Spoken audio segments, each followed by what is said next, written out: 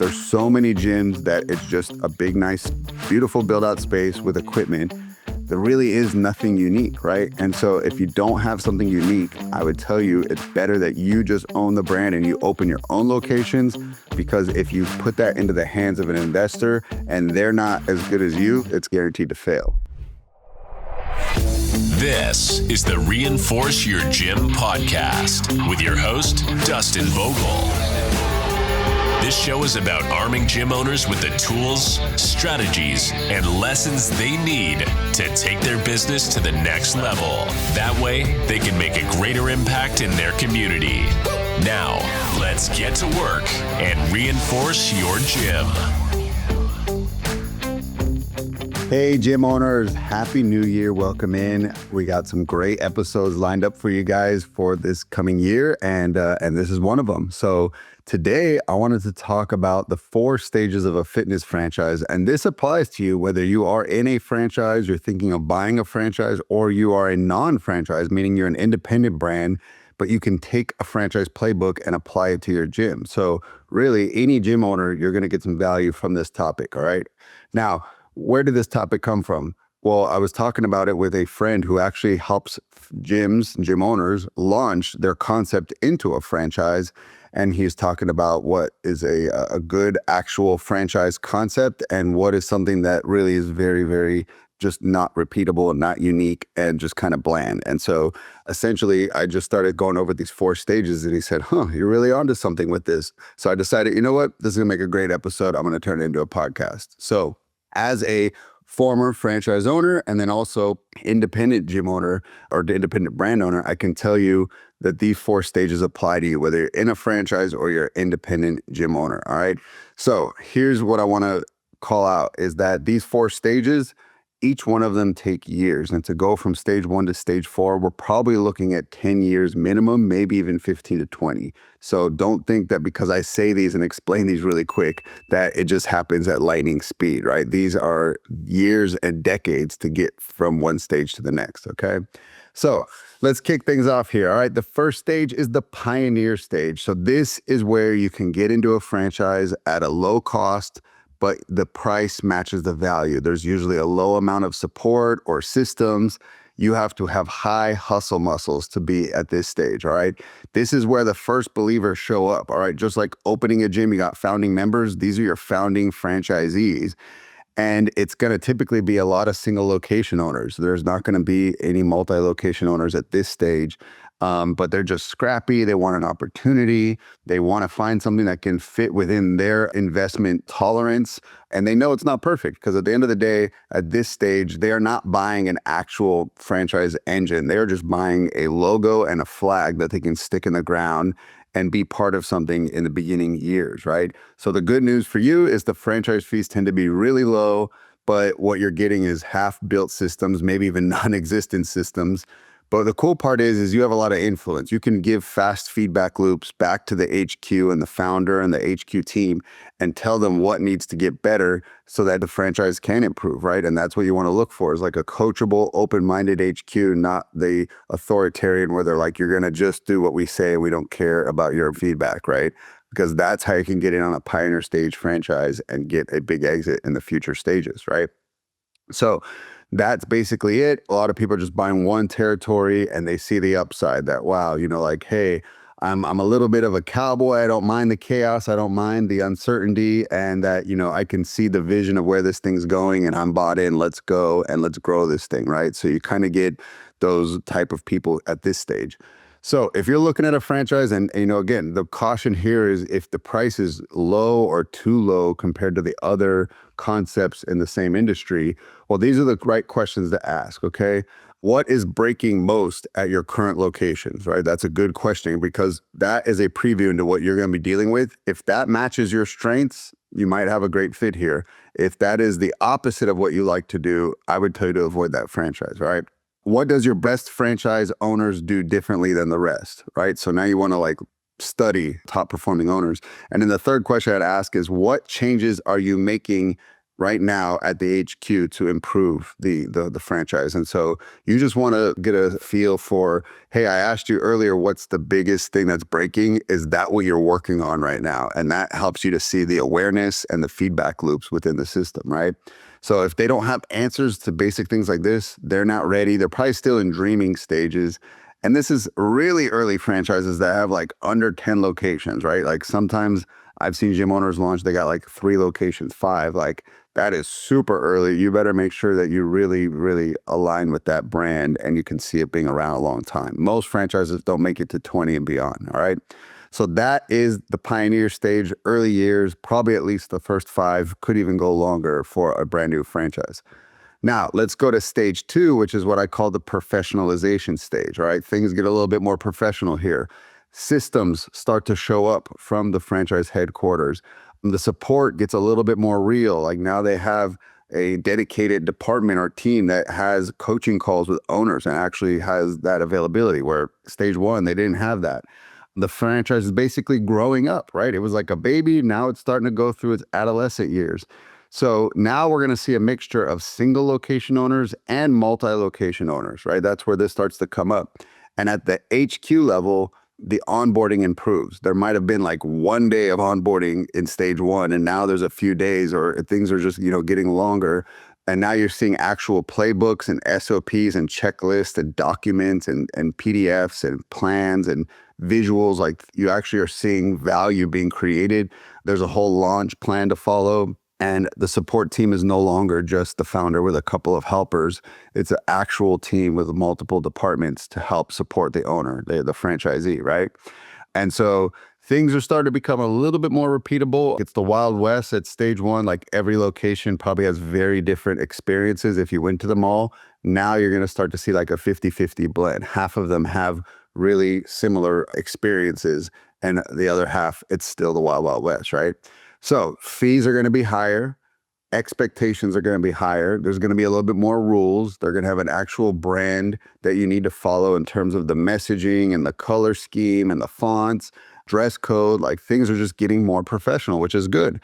So if you are now a serious operator who wants something that has a little bit more like regulations on it, like this is going to be what you're looking for, right? There's going to be a little bit more professionalism to it. So questions to ask if you're talking to a franchise that you think is in this phase is, number 1, what does success look like as a new owner at month 3, month 6, month 12? You want to hear their vision for you. What would be happening to you on your 3rd month, 6th month, 12th month if you became a new franchisee, right? And then the second follow-up, which is good to ask, how many of your new franchisees actually hit those targets that you just shared with me, right? So you're kind of stress testing them there. And then what exact support am I going to get around marketing, hiring staff, and sales, right? And you want them to give you very specific answers. You don't want to say, oh, we have a bunch of stuff. Don't worry, we'll take care of you. Like now they're just trying to sell you and they can't give you exact systems. So you want to dig into that. And what you're looking for is just like repetition and not hype, that they have a repetitive system that they rinse and repeat in all the locations. And now you can start to see the beginnings of a winning franchise, right? So that is stage 2. Then we move to stage 3, which I call the consolidation stage. The strong survive here, all right? The amateurs get bought out. What does that mean? That means the stronger owners buy out the weaker owners. And so there's less of them. If there was 300 owners, maybe it goes down to 150, but they all now own 2 and 3 locations. And that is what happens here. Things are consolidating. So it's good for the HQ. They have less owners to support that are stronger entrepreneurs and business owners. And then there's also just bigger wealth for the owners that are still in. So the best owners are buying out the weaker, tired owners who've just been beat down from their one location. Or again, it could have been their weak leaders. It could have been that, again, this was not the right business for them. So that is that. And so like the unit economics end up getting better here because you have what's called economies of scale. As you own more within one kind of system, a franchise system, your costs go down when you spread them over multiple locations, right? So a simple example might be like, hey, a CPA or bookkeeper that's doing your books, well, they'll probably give you a bulk discount if they have 3 locations coming from one person versus 3 individuals. They're going to charge them a bigger rate, right? Maybe you got a music app and now all 3 locations can sign into that same app. And so again, you're saving money there. Again, I'm just giving small examples. There's obviously much better ones. I mean, if they're close enough, you can even have the team, and now your payroll costs are more lean. The team can go around and support 1 or 2 locations, and you can have a general manager that oversees the 3, right? So like these are things that are economies of scale. So at this stage, the brand is getting recognition. There's more pros being drawn to it. There's fewer amateurs. The price is going to go up again, which is going to push out anyone who doesn't have like an adequate amount to invest, a higher liquid amount of money. And so there's pressure on both sides. Like the HQ has to like now deliver a better product because they're raising their prices. And then multi-location owners are going to be better business owners. So then their standards are going to be higher, which is good. That means, high tides raise all ships. And so things are getting a lot more high pressure, but that means they're also becoming better because pressure makes things better, right?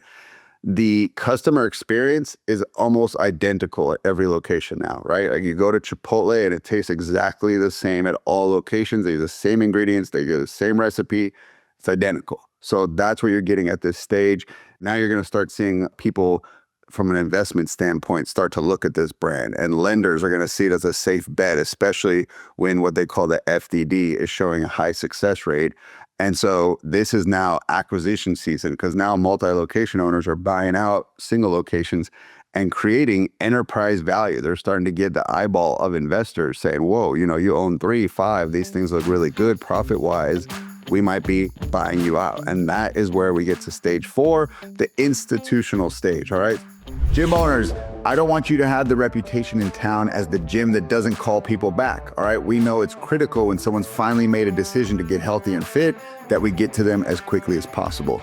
This can be solved by plugging in our remote sales reps, okay? It's not AI, it's not a bot, it's a real human that's working on your leads, the new ones that come in from your ads and the old leads in your database. And they're there to qualify the leads, to ask them discovery questions and to make sure they're a good fit. And then their job is to move them forward in your sales process so that you get more members month over month. All right, if you want to learn about our remote sales reps, go ahead and go to gymreinforcements.com, book a call, and we'll tell you more about it. See you then. Again, to recap how we got here, the pioneer stage, and then you got the professionalization stage, you got the consolidation stage, and now we're at the institutional stage. So this is where the brand is now a household name, right? So think Orange Theory. Almost everybody knows what that is when you say it out loud real quick. That's become a household name in the US. Private equity now enters the picture, okay? Sometimes you even heard these brands get name dropped in a movie or in a TV show because, again, it's like part of culture now. Like people hear it and they know it and they can say the brand and immediately your brain has a picture of what's going on there. So this is the institutional stage. Private equity is coming in and they want to buy this up because this is showing to be a safe bet. And it's been around a long time. It's not just a pop-up franchise that started 3 years ago, right? It's safe, which is what they want. It is paint by numbers. So now multi-location owners are selling to investors and private equity, and they're getting a big exit. And so if they were around from the pioneer stage, they might have been in the franchise system 10, 15 years now. And this is where they're getting wealth creation. They're getting huge, multi-7-figure payouts to sell these things out and create wealth. So now it comes down to volume, right? Now the franchise is selling multi-territory packages, they call them master franchise packs. And basically a institutional investor could come in, like a private equity, or a multi-location owner wants to open 5 and they buy those with the plan to roll out 1 per year. So that is where we're at. We're at enterprise value now. And so you're bringing people with deeper pockets and they can deploy more money into the gym to grow it. So they don't have a problem spending thousands in marketing or hiring the best and paying very, very top level wages, right? And bringing in the best in the area. And so now money solves a lot of problems because these people have a lot of money to deploy into it, but also they're pretty quick and cutthroat to close failing locations. And that's what you see if they buy like a 10-pack of a franchise and 2 of them were stinkers. Well, they're not going to hang on to them, where like the owner who opened them tends to have a little bit more emotional attachment and say, well, I love the team there and I love the clients. PE comes in, says, doesn't make money, it's closed next month, and boom, it's gone. And so they're all about making their money back and obviously making more money than what they put into it, making a profit for their investors. So they are ruthless about that, but that frees up cash to then put into their winners or open more locations, right? And so you see that recapitalization, you see buyouts, you see them buying these and growing them very, very quickly. And so they're all about cash on cash return, right? And following a playbook. And they're going to be the ultimate soldiers for the franchise, which the franchise loves. They're like, you guys have done all the hard work. We are not going to push back and fight you on your playbook. We are going to run it, and we have deep pockets. Let's go. And the franchise loves that. And so that is the fourth and final stage. So how does this apply to you, right? Want to just lay out those stages. But essentially, if you're thinking of buying a franchise, like ask yourself, what stage is this franchise in? And does it match my risk tolerance and my skill set, right? Each one of those, like if you get to the fourth stage, the buy-in is going to be extremely high. The build-out's going to be extremely high. They might not even let you buy a single territory. You have to do multi. It is a very mature franchise where if you go back to the pioneer stage, they just got started and they happily will sell you one and the price is lower. But you got to ask yourself, what is your risk tolerance? What's your skill set? What's your liquid capital? And find the brand that fits with you best. Now, if you're a gym owner that has your own brand and you're thinking of franchising your concept, there's a couple of things you got to really ask yourself. Do I actually have something unique to go to the market with? There's so many gyms that it's just a big, nice, beautiful build out space with equipment. There really is nothing unique, right? And so if you don't have something unique, I would tell you it's better that you just own the brand and you open your own locations, because if you put that into the hands of an investor and they're not as good as you, like it's going to be guaranteed to fail. There has to be something different. So when they go to a saturated market, they stand out. So if you don't have something different, you probably don't have a franchisable concept, if that's a word. So what you got to ask yourself is, do I have something different? And then do I actually have systems? Because it could be you just have like really, really good systems. Do you have any systems? Do you have everything systemized? Do the systems work regardless of who runs it and the skill set of the person who runs it? Well, the better those systems are dialed in, the more valuable that asset is. So that is something to think about if you're thinking of franchising your concept. And if you already own a franchise location and you want to grow into possibly being a multi-location owner, you got to ask yourself, am I in my pioneer stage? Do I have one location? Am I going to my professional stage and becoming multi? Am I buying out people within my franchise system, my neighboring territories, and I'm at that consolidation phase? Or am I getting ready to list this sucker and I want to sell it? I'm in the institutional phase, right? So like you got to just reflect on where you are and then what's the next one you want to go to, right? So hopefully that's what this topic did for you, is get your mind, kind of rolling in terms of what that looks like. So here's the thing. If you're listening to this and you're a gym owner and you're not looking to franchise, or you just want to insanely become very profitable with your one location, that's fine. This is still something that can work for you.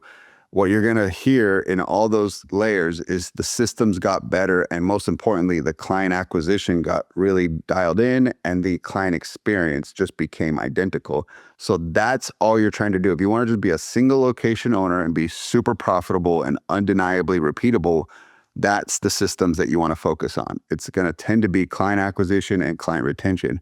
So if you're like, hey, I want to finally grow this thing to the level that I know it can, well, I want to ask you to get on a call with us at Gym Reinforcement so we can install our sales engine into your gym. We work with almost every franchise you can think of, and it works with their system. And we work with independent gyms, and it works with those too. So we know it works in all different facets. And so we want to install it in your gym so we can get you more members. So go ahead and go to gymreinforcements.com and book a call and leave your credit card, no pressure. It's just like, hey, explore what you're looking for. Let us tell you about what we do. But I'll tell you, the big thing that we are doubling down on is being the most budget-friendly agency in the industry, right? We want to make it so that all gyms can work with us in one way or another. And so we're doubling down on that. So if that's something that interests you and you want to grow and have a budget-friendly solution, go ahead and book a call. We'll be happy to help. All right, we'll see you soon. Hey, gym owners, let's face it, you probably don't love digital marketing. You probably don't want to go into Facebook and load the ad up and think of ad copy and creatives and optimize it daily. Well, hand that over to me and my team, because we're geeks about marketing and we want to flood your gym with new members so you can change their life, Let us do what we do best. All right, go to gymreinforcements.com, book a call. Don't bring the credit card. It's not a hard pitch. It's just a conversation to see if we're a good fit. Talk soon.